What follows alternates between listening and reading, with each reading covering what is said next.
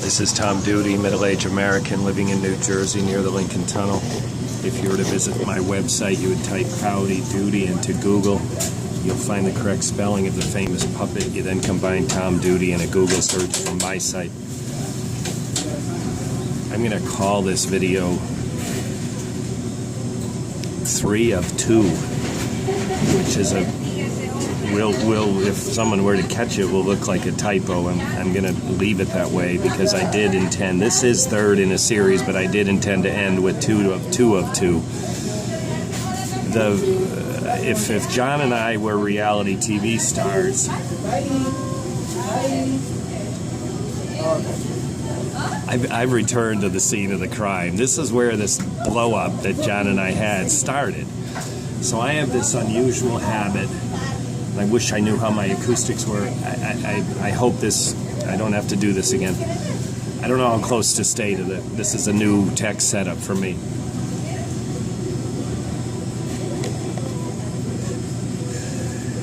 So I have this quirky habit. I take a picture of this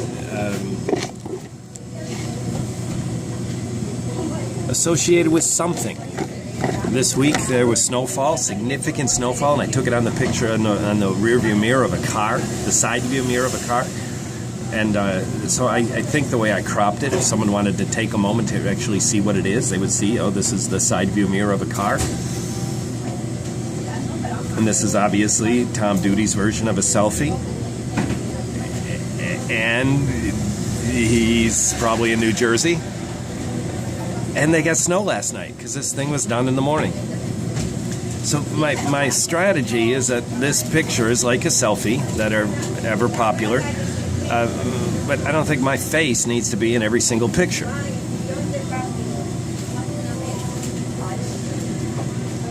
So, like my routine, when I'm active with someone, the next day I send them one. And if there was any residual left over from our communication, then it resumes again in time. It's my way of saying it's like the thumbs up. It's my way of, and let me say more about that. The thumbs up is not always that you can like, you do a heart on Twitter, and Facebook now has these reactions.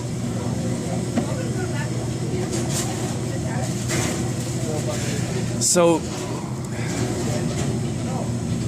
anyways, I've evolved, navigated my way to this place where I do these things, and it's absolutely not reversing. It's a long-standing practice, like for approaching a half decade, certainly more than a year. And those people that interact with me daily get them daily, and I don't think anyone's complained. In fact, I know it has, and some people. Oh, my friend Esperanza will say, oh, looks like a delicious breakfast. It's kind of funny because sometimes I have a picture like I have today, which is a cake or a delicious sweet, she'll say. And I've had other people, a guy named Brad on Adam's staff in Arizona, he made a regular habit of commenting. So, commenting on those pictures, not just commenting. So this is a well-rehearsed practice for me. Well, it set John off. I didn't realize it. I mentioned this in the videos 1 and 2 that I don't have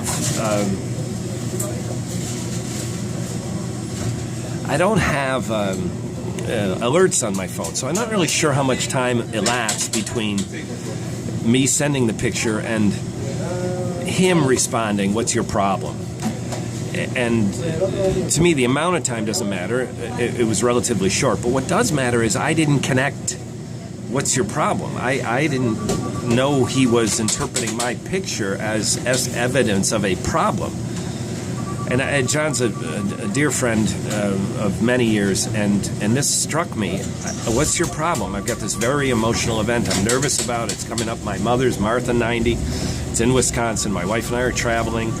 Talking to family. This is this is one of those, it's like holidays, emotions start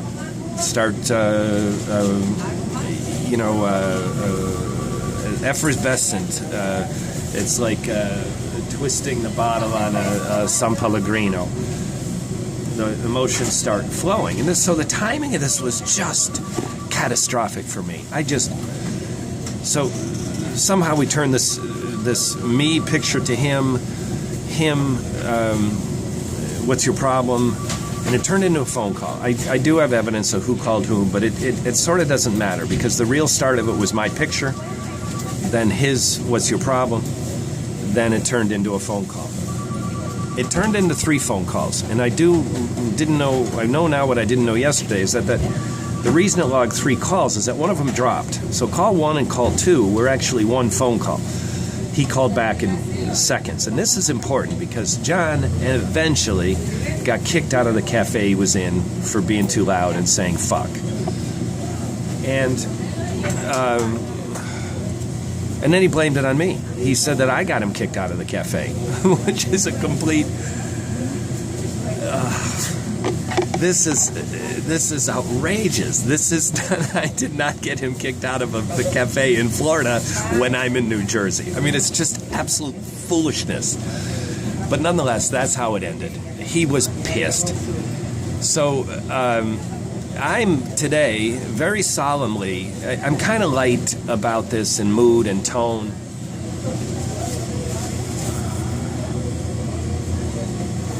You know, that has more to do with my mood today. I'm nervous and anxious about Martha90, but I'm also excited. I'm also happy. So at this moment, I'm energized. Nonetheless, there is a solemn topic here. This relationship, childhood relationship with John, that is dear and one I valued, hit a milestone yesterday. Now, if we were reality TV stars, the headlines would say that we now hate each other and we're da-da-da-da-da. And to some extent, that's true. The headlines would not be wrong. This is a termination.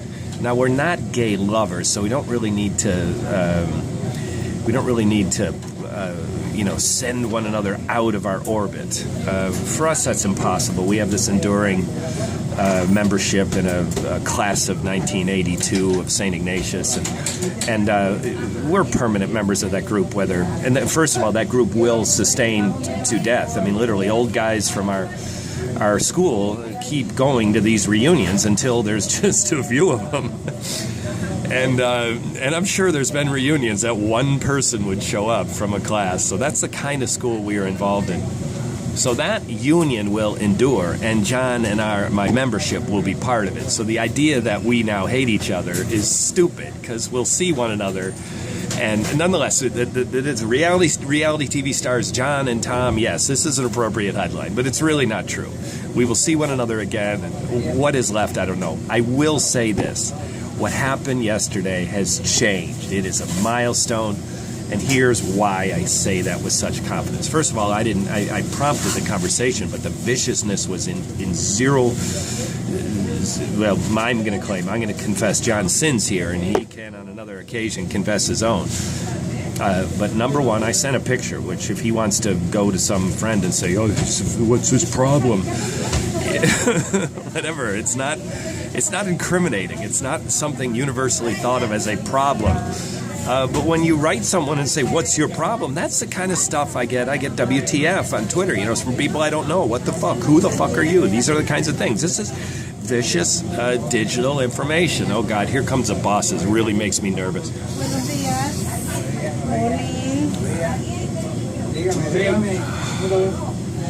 Buenos dias. That guy is Juan Carlos, and he's kicked me out of here before when I used to use a laptop. I don't use a laptop anymore.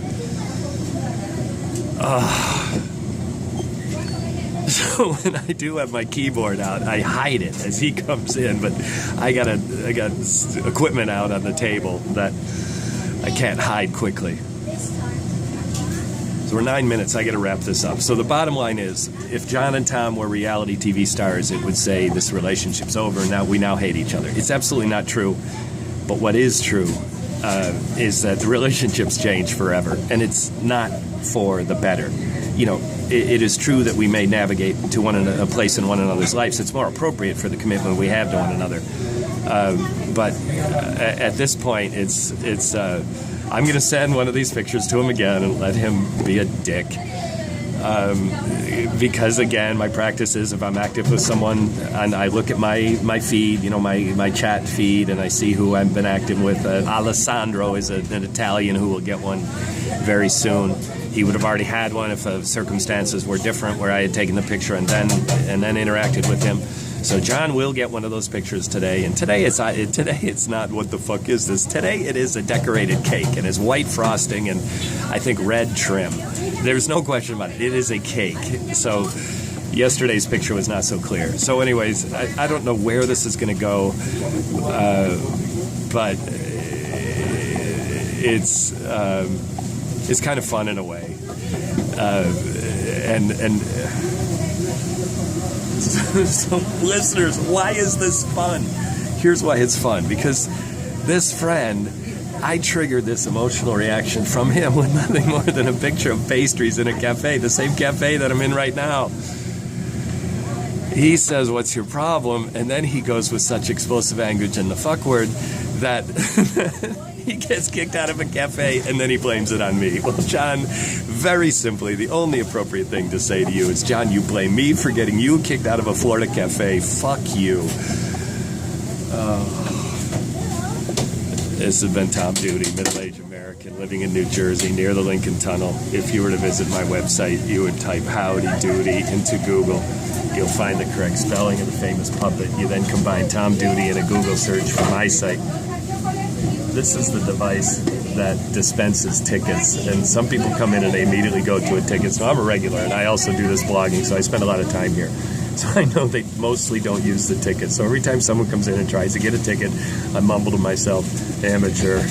So that's what it's like to be me. Anyway, someone just came in, not only reached for a ticket, but he also did this to try to get a ticket. Amateur. Ciao.